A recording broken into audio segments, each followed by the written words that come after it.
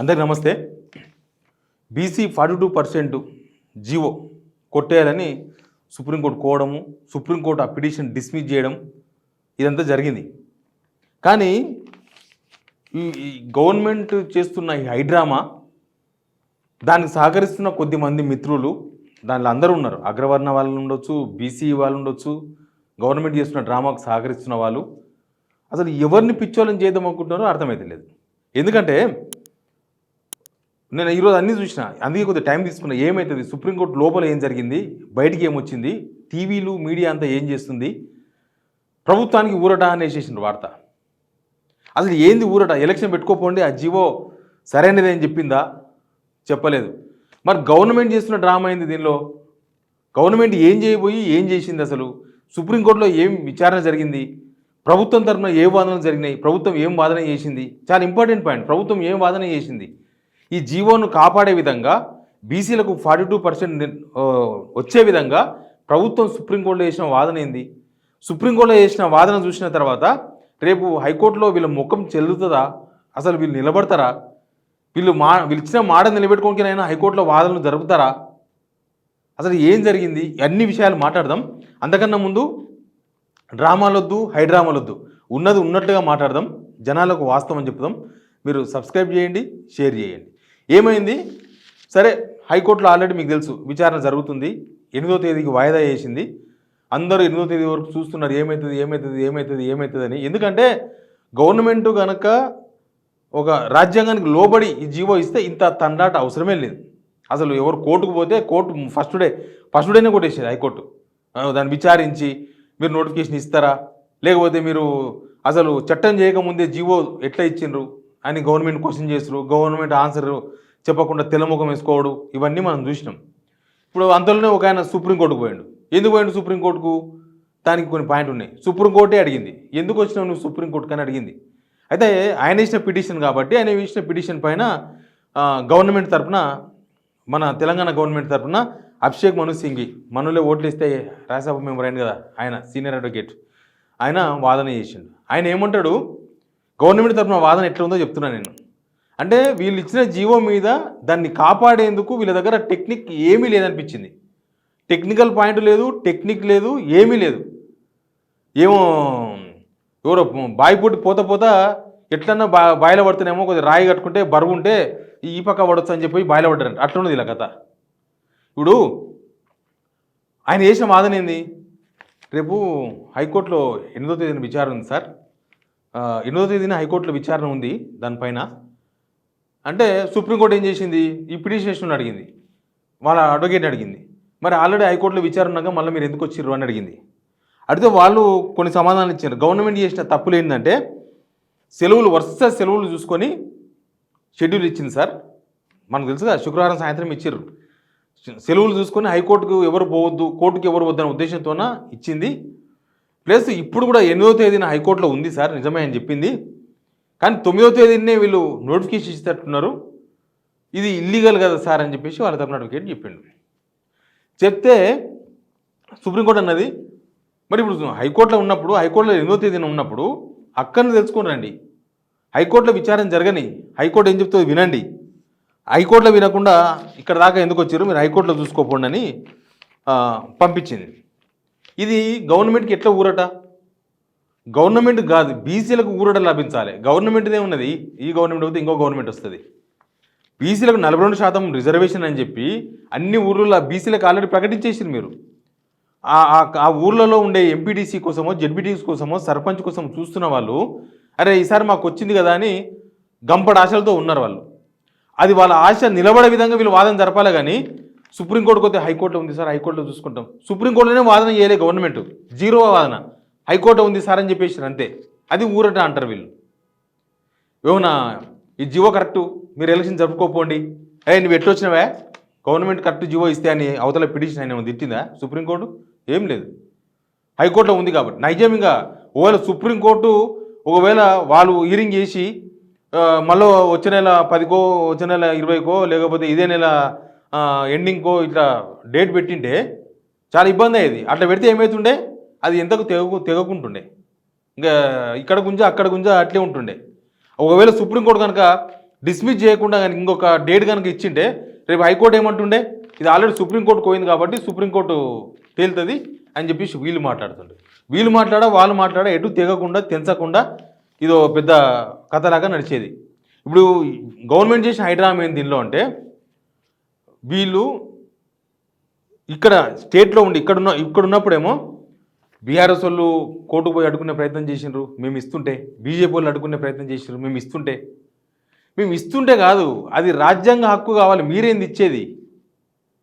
ఇప్పుడు పొన్నం ప్రభాకర్ గారు ఢిల్లీలో ఏం మాట్లాడతారు అసలు వీళ్ళందరూ తెలుసా, నిన్న సాయంత్రమే ఆడ ఏమవుతుందో తెలుసు, ఎట్లయితుందో తెలుసు, అన్నీ తెలుసు.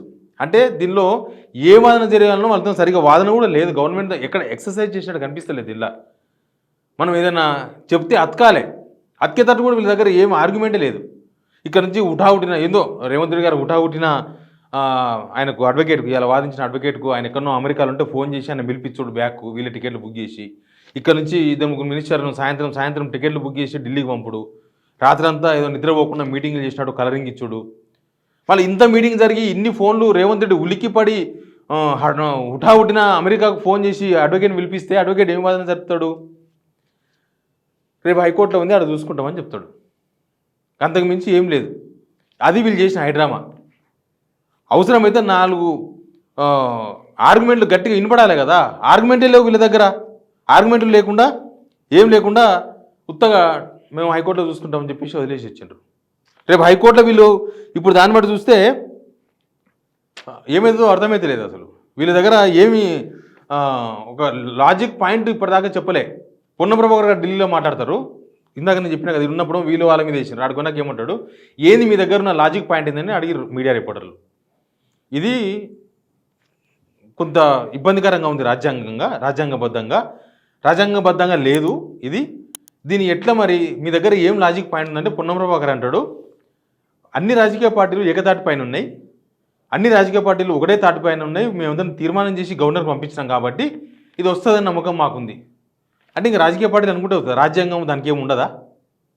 అది కోర్టులో వినిపించే స్టేట్మెంటా? అది కోర్టులో వినిపించవచ్చా? అన్ని రాజకీయ పార్టీలు ఓకే ఉన్నాయి కాబట్టి ఇవ్వండి అని.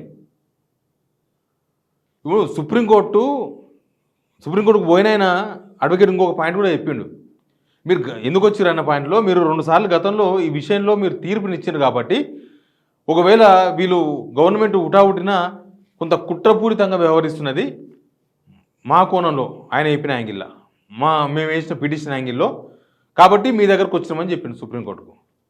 ఇప్పుడు 8వ తారీఖు నాడు అందరు చూడాల్సిన అవసరం ఉంటుంది. 8వ తారీఖు నాడు ఏమవుతుంది, ఏం కథ, అసలు గవర్నమెంట్ దగ్గర ఆర్గ్యుమెంటే లేకపోతే వీళ్ళు ఇచ్చిన జీవో నిలబెట్టుకోనికే వీళ్ళ దగ్గర ఒక గట్టి ఆర్గ్యుమెంట్ ఇప్పటిదాకా అయితే కనబడలేదు. తమిళనాడులో 63% రిజర్వేషన్ వస్తాయని చెప్పింది వీళ్ళు, అది కూడా అబియన్స్లో ఉంది. అక్కడ కేవలం ఎడ్యుకేషన్ మాత్రమే నడుస్తున్నాయి రిజర్వేషన్స్, ఉద్యోగ అవకాశాల కోసమో లేకపోతే లోకల్ బాడీ ఎలక్షన్స్ కోసమో రిజర్వేషన్ లేదట తమిళనాడులో. అసలు వీళ్ళు చెప్తున్న దానిలో ఏమైనా లాజిక్ ఉందా? ఇప్పుడు 42% రిజర్వేషన్ అని పెట్టారు, రైట్, మంచిదే. ఎందుకంటే వాళ్ళు ఇచ్చిర్రు హామీ, చాలామంది ఆశపడ్డారు మాకు రావాలి ఈసారని ఇవ్వాలి. వీళ్ళు కులగణన చేసినాం, ఇదే దీనికి బేస్ అని చెప్తున్నారు కదా. ఈ కులగణన ఎంత పర్సెంట్ వచ్చింది బీసీలకి? కులగణన ఎంత వచ్చింది? మొత్తం 52-53% వచ్చింది. మళ్ళీ 52-53% ఇవ్వాలి కదా రిజర్వేషన్. 42% ఎందుకు ఇచ్చారని హైకోర్టు రేపు హైకోర్టు అడిగితే వీళ్ళ దగ్గర ఏం సమాధానం ఉంది? అంటే వీళ్ళు హామీ ఇచ్చారు కాబట్టి 42% ఇస్తున్నారా? మరి వాళ్ళు ఎంతమంది ఉన్నారో అంతమందికి ఇవ్వాలి కదా. ఇది సుప్రీంకోర్టులో జరిగింది. వీళ్ళ దగ్గర ఈ మొత్తం చూసిన తర్వాత, ఈ ఎపిసోడ్ మొత్తం చూసిన తర్వాత అసలు వీళ్ళు దీన్ని ఎంతసేపటికి రాజకీయంగా వాడుకునే ప్రయత్నం చేయడం తప్ప దీన్ని రాజ్యాంగపరంగా ఎట్లా నిలబెట్టాలి అని ఏ కోశాన కూడా లేనట్టుంది. ఎందుకు అడుగుతున్నా అంటే నేను ఇప్పుడు ఈ విషయంలో రాహుల్ గాంధీ ఎప్పుడూ మాట్లాడలేదు. రాహుల్ గాంధీ బీసీలకు 42% రిజర్వేషన్ ఇవ్వాలి తెలంగాణలో అని పార్లమెంట్లో ఎక్కడ మాట్లాడలేదు. ఆడ మోడీ కూడా ఉంటాడు, ఆయనే మాట్లాడొచ్చు కదా. జంతర్ మంతర్ దగ్గర పోయి ధర్నా చేసారు, ఇక్కడ కొంతమంది బీసీ లీడర్లు తీసుకొని పోతే ఆడి కూడా రాలే రాహుల్ గాంధీ, మల్లికార్జున ఖర్గే రాలే, ప్రియాంక గాంధీ రాలే, ఎవరు రాలే. వీళ్ళు కూడా ఈ నెక్ మూవ్మెంట్ అంటే గొంతు కాడికి వచ్చిన తర్వాత ఈ షెడ్యూల్ ప్రకటించి రిజర్వేషన్స్ ప్రకటించిన తర్వాత ఇది ఎప్పుడు ప్రకటించినా ఇది జరుగుతుంది, కానీ కొద్దిగా ముందు చేస్తే ఇప్పటికల్లా క్లియర్ అయ్యేది కదా. నువ్వు రిజర్వేషన్ ప్రకటించే కన్నా ముందే ఇవన్నీ లెక్కలు తెలుసుకుంటే ఇంకా ఈజీగా ఉండేది కదా. మీరు కోర్టును తప్పుతో పట్టియలేరు కదా ఎవరు. మీరు ఒకవేళ మోడీని కలిసి మీరేదో అదానికి పెట్టుబడులు పెట్టించుకోనికనో, అదానితో గిఫ్ట్ చెక్ తెచ్చుకోనికనో 100 కోట్ల రూపాయలది, లేకపోతే అదాని సిమెంట్ ఫ్యాక్టరీ కొడంగల్లో పెట్టించుకోనికనో మోడీని ఉఠావుటిన పోయి కలిసిండ్రు కదా. మరి బీసీ రిజర్వేషన్స్ పార్లమెంట్లో చేయాలని మోడీని ఒక్కసారి అడిగినరా వీళ్ళు ఎవరన్నా? ఒక్కసారైనా పోయి రాహుల్ గాంధీని కలుస్తారు. రాహుల్ గాంధీ ఏం చేస్తాడు? ఫోటోలు దిగి పంపిస్తాడు. రాహుల్ గాంధీ ఇప్పుడు పార్లమెంట్లో అడిగిండా మా వాళ్ళు వచ్చిండ్రు మరి వాళ్ళకి 40% రిజర్వేషన్ ఇవ్వాలని అడిగినరా? హామీ ఇచ్చింది వీళ్ళు. ఇప్పుడు ఏంటంటే మేము అన్ని ప్రయత్నాలు చేసినాం, మా 3 మినిస్టర్లను పంపించినాం, నేను ఉటావుటిన అమెరికాకు ఫోన్ చేసి అడ్వకేట్ని పిలిపించిన, ఇది చెప్పుకోనికినా? మీరు ఏం చేసిర్రు కాదు, గవర్నమెంట్ మీది. గవర్నమెంట్ చేసే నాకు కొంతమంది బ్రదర్స్ ఫోన్ చేసిర్రు, మనోళ్ళే ఫోన్ చేసి గవర్నమెంట్ చేయాలనుకుంటుంది కానీ ఎవరు అడ్డుకుంటున్నారు అన్నారు. ఎవరు అడ్డుకుంటారు? రాజ్యాంగపరంగా ఉంటే ఎవరు అడ్డుకుంటారు? ఎవ్వరు అడ్డుకోరు. రాజ్యాంగపరంగా ఉంటే ఎందుకు అడ్డుకుంటారు? ఇప్పుడు ఎస్సీ వర్గీకరణ అయింది. ఎస్సీ వర్గీకరణ అయింది కాబట్టి ఎస్సీ వర్గీకరణ వ్యతిరేకించే వాళ్ళు ఏమైనా చేయగలిగినరా? ఏం చేయలేదు. ఎస్సీ వర్గీకరణ అయిపోతుంది. గవర్నమెంట్ తలుచుకుంటే ఇప్పుడు తెలంగాణ రాష్ట్రం ఏర్పడ్డది, రాజ్యాంగపరంగా ఏర్పడ్డది. వీళ్ళు ఏదో గాంధీ భవన్లో కూర్చొని మేము ఇచ్చేసినాం, మేము తెలంగాణ ఇచ్చేసినాం అని చెప్తే అయ్యేదా? అది పార్లమెంట్లో చేసిండ్రు. పార్లమెంట్లో చేసిండ్రు కాబట్టి వచ్చింది. ఇప్పుడు ఈ పెద్ద కంపరం ఏంటంటే రేపు 8వ తేదీన వీళ్ళు ఆల్రెడీ ఏ ప్లాన్ బి ప్లాన్ అంట. గవర్నమెంట్ జనాలతో ఆడుకోనికే ప్లాన్ చేయాలనా? ఇది ఏ ప్లాన్ అంట. రేపు ఒకవేళ జీవో కొట్టేస్తేనంట 8వ తేదీన వీళ్ళు వచ్చి కాంగ్రెస్ పార్టీ నుంచి 42% రిజర్వేషన్ ఇస్తారంట. అట్లాంటప్పుడు ఇప్పుడున్న రిజర్వేషన్స్ ఉంటాయా? ఇప్పుడు ఊర్లలో డబ్బులు ఖర్చు పెట్టుకున్న వాళ్ళు ఏం కావాలి? ఊర్లలో మాకు టికెట్ వస్తుందని చెప్పేసి తెల్లబడి వేసుకుని తిరుగుతున్న వాళ్ళు అంతేం కావాలి? నువ్వు కాంగ్రెస్కి వెళ్ళి ఇస్తావు, వేరే పార్టీకి వెళ్ళి అది రిజర్వేషన్ ఉంటుంది, ఎవరైనా పోటీ చేస్తారు. ఓపెన్ కదా అది. ఇంకా ఎలక్షన్ కమిషన్ ఇచ్చింది వ్యాలిడా? గాంధీ భవన్కి వెళ్ళి ఇచ్చింది వ్యాలిడా? పలానా ఊరికి బీసీ ఇచ్చిర్రు, రేపు అది ఓపెన్ జనరల్ అవుతుంది. ఆ జనరల్ ఎవరైనా పోటీ చేస్తారు. అప్పుడు బీసీకి ఏం హక్కు ఉంటుంది? ఆడ బీసీ మీద బీసీ నిలబడతానికి గ్యారెంటీ ఏముంది? ఇవన్నీ పొలిటికల్ డ్రామాలు. ఈ పొలిటికల్ డ్రామాలో కొంతమంది మనోళ్ళు కూడా అదైనరు. ఇప్పుడు హైకోర్టు జరిగే విచారణలో మనోళ్ళు ఇంప్లీడ్ అయినారు కొంతమంది. Chiranjeevulu sir, retired IAS, Jajula Srinivas Goud garu, ఇంకా కొంతమంది కూడా హైకోర్టులో కొట్టేయద్దు దీన్ని అని వాళ్ళు చిత్తశుద్ధితో ఉన్నారు. గవర్నమెంట్ చిత్తశుద్ధి ఉందా అనేది ఇక్కడ క్వశ్చన్. ఈ గవర్నమెంట్ చేసే గవర్నమెంట్ చేసే డ్రామాను ప్రజలకు చెప్పకపోతే అసలు దీనిలో ఒక పెద్ద తప్పు చేస్తున్న వాళ్ళని తప్పు అని చెప్పకపోతే మళ్ళీ ఎవరికి తప్పు? ప్రజలే తప్పు అవుతుంది అప్పుడు. కాబట్టి దీనిలో 100% వీళ్ళ దగ్గర లాజిక్ లేదు.